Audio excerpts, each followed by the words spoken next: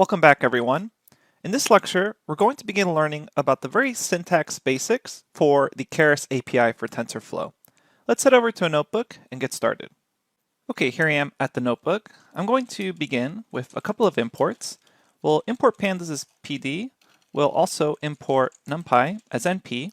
And since we're going to be doing just a little bit of visualization, I will import Seaborn as SNS.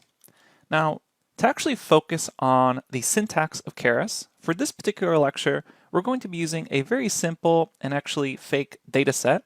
And in the next lecture, we'll be using a realistic data set, and we'll focus a lot more on feature engineering.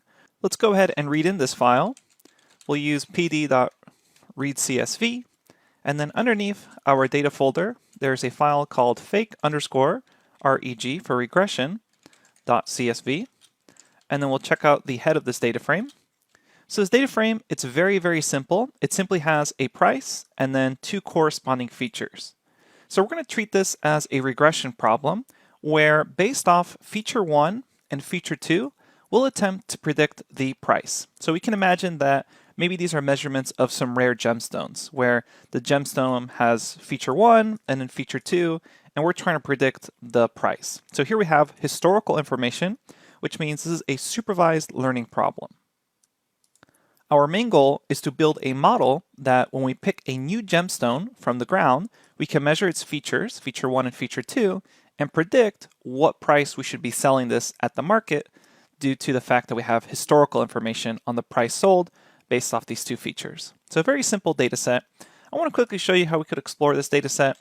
We'll say, create a pair plot of the data frame, run that, and then we'll be able to see the features versus the price. And you'll notice that especially feature 2, it seems to have very high correlation with the actual price. So this kind of is another indicator that this is fake data.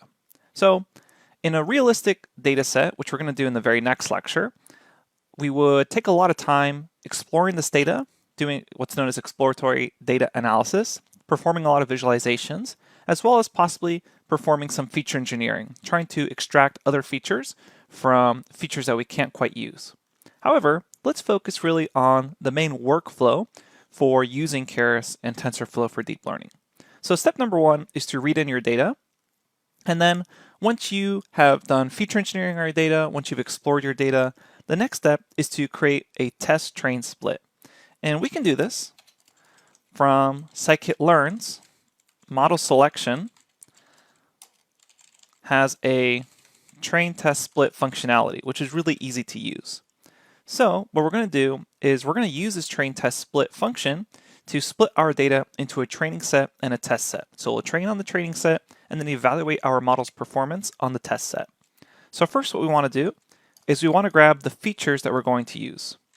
So in this case, that will be feature 1 and feature 2.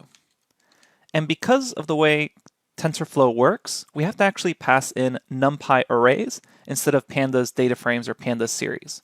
So I can simply add dot values to the end of a series or data frame, and it will return it back as a NumPy array.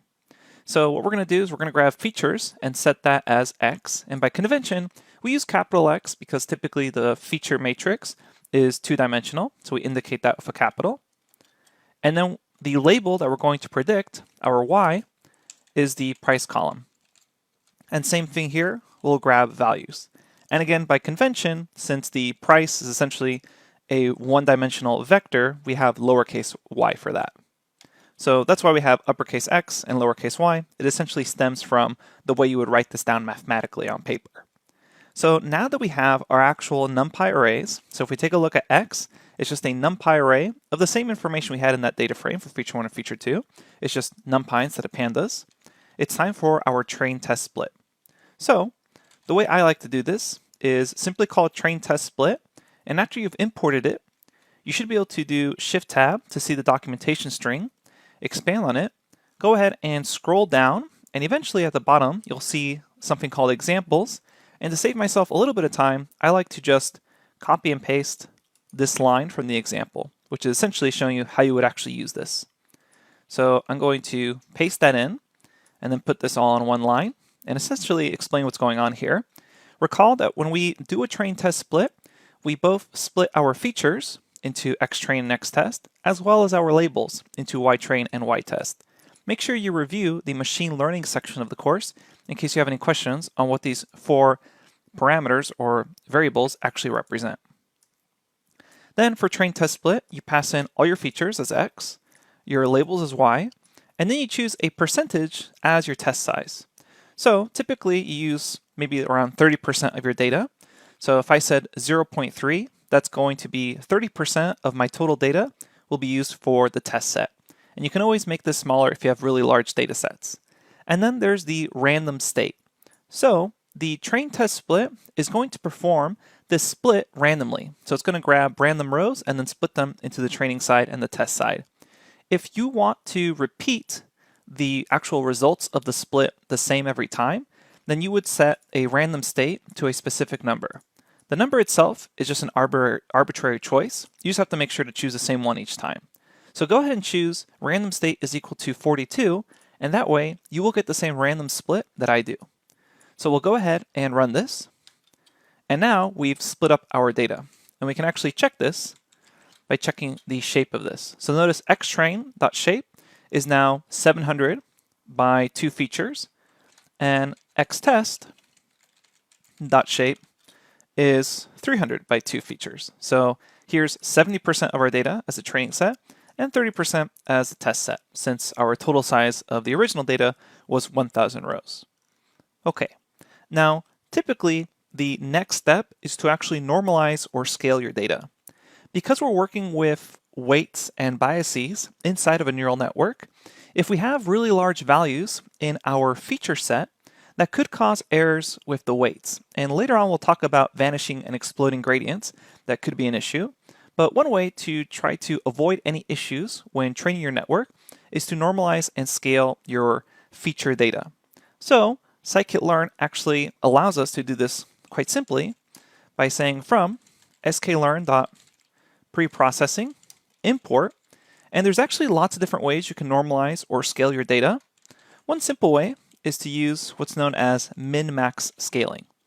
So we'll go ahead and import min-max scaler, and if you call help on min-max scaler, it will actually describe what this is doing. So essentially, it's going to transform your data based off the standard deviation of your data, as well as the min and max values. So you can see here the actual formulation that it's running for us. So what we're going to do is show you how you can scale your data, which is very typical in your workflow for dealing with neural networks. Now, you don't have to actually scale the label, and if you take a look at our provided notebook, we have a link explaining why we don't need to scale the label. We really only need to scale the features, since that's essentially what's being passed through the actual network. The final label is just a comparison done at the end. So to use a scaler with scikit-learn, what we do is we first create an instance of it.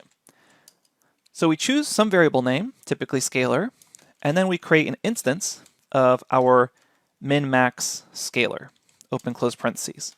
So now I have this instance of this scalar, and what I'm going to do is I need to actually fit the scalar onto my training data. So I will say fit on xtrain. And what fit does is it simply calculates the parameters it needs to perform the actual scaling later on. So if we recall from calling help on min-max scalar, the min-max scalar is dependent on the standard deviation, the minimum value, and the maximum value within that particular data set. So what fit does is it essentially calculates the standard deviation, the min, and max. So that's what fit does. So we run fit on our training set. And the reason we only run it on the training set is because we want to prevent what's known as data leakage from the test set. We don't want to assume that we have prior information of the test set. So we only fit our scalar to the training set to not try to cheat and look into the test set. Then what we need to do is transform our training data. So we'll say xtrain is now equal to scalar.transform on xtrain. That actually performs a transformation. So there's essentially two steps here. We fit, which is calculate what's needed for the transformation to occur, and then we actually perform the transformation. And we'll do the same for the test set. So we'll say scalar transform on xtest. And now if we take a look at these values for xtrain, you'll notice they have been scaled. So if we take a look at what the max value on xtrain is, it's now 1. And then the minimum value is now 0. So everything's been scaled to now be between 0 and 1. And again, we're only fitting on the training set to not ascertain information from the test set because that's essentially cheating. Okay, so now that we've scaled the data, it's time to actually show you how to create your neural network. So in part 2 of this lecture, we'll begin creating our neural network. I'll see you there.